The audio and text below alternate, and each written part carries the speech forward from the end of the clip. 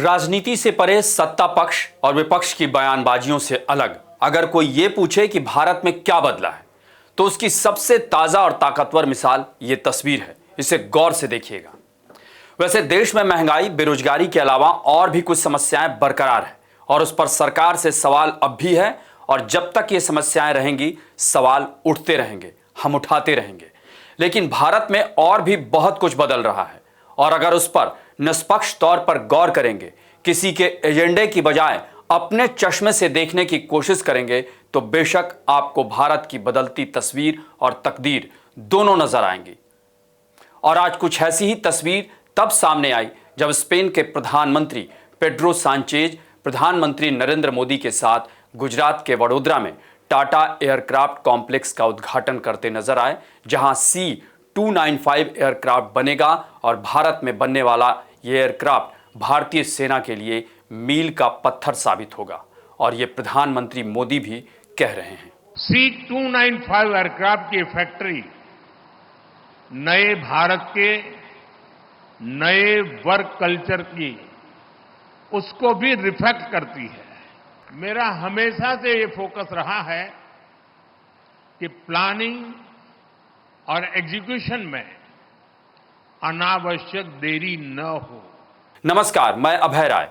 कह सकते हैं कि भारत के पास हमेशा से यानी आजादी के बाद से ही क्षमता तो थी, और जो अहम चीज नहीं थी तो वो थी राजनीतिक दृढ़ इच्छा शक्ति।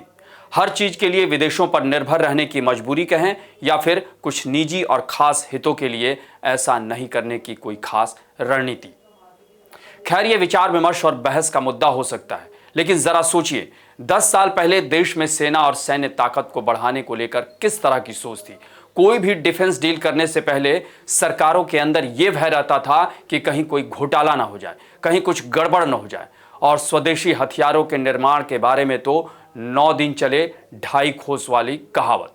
लेकिन बीते कुछ सालों में अंतरिक्ष से लेकर सेना के क्षेत्र में बहुत कुछ करने का जज्बा नजर आया है।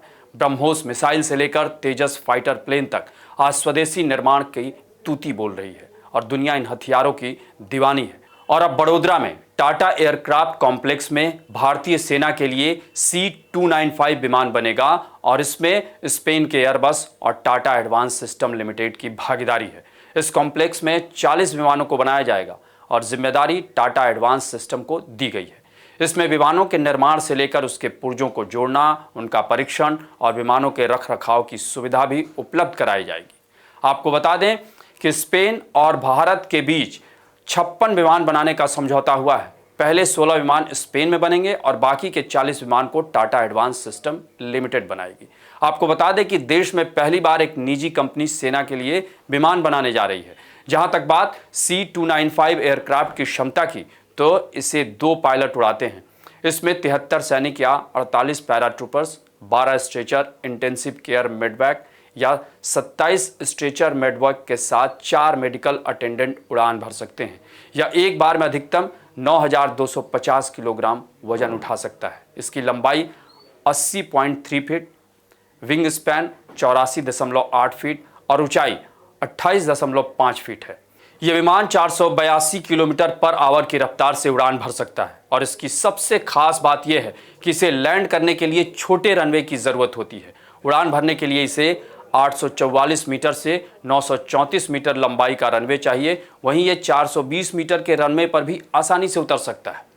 इसमें 6 हाई पॉइंट्स होते हैं, साथ ही इसमें 800 किलोग्राम के हथियार भी लगाए जा सकते हैं। फिलहाल इस विमान का इस्तेमाल 24 से ज़्यादा देश कर रहे हैं। गौरतलब है कि C-295 विमान इंडियन एयरफोर्स के पुराने HS-748 एवरोस की जगह लेगा और भारत के पड़ोस में जैसा मौजूदा हालात के मद्देनज़र भारतीय वायुसेना के लिए एडवांस ट्रांसपोर्ट विमान बेहद ज़रूरी हैं, क्योंकि इससे सैनिकों, हथियारों, ईंधन और हार्डवेयर को एक जगह से दूसरी जगह आसानी से पहुंचाया जा सकता है। और C-295 प्लेन कम वजन के ट्रांसपोर्टेशन के लिए काफ़ी अहम साबित होगा।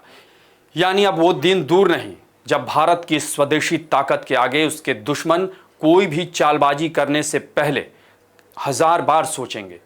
आपको हमारी ये रिपोर्ट कैसी लगी उसे कमेंट बॉक्स में ज़रूर बताएं और अन्य खबरों से अपडेट रहने के लिए बने रहें हमारे साथ, क्योंकि हम हैं बुलंद भारत टीवी, ताकत आपकी।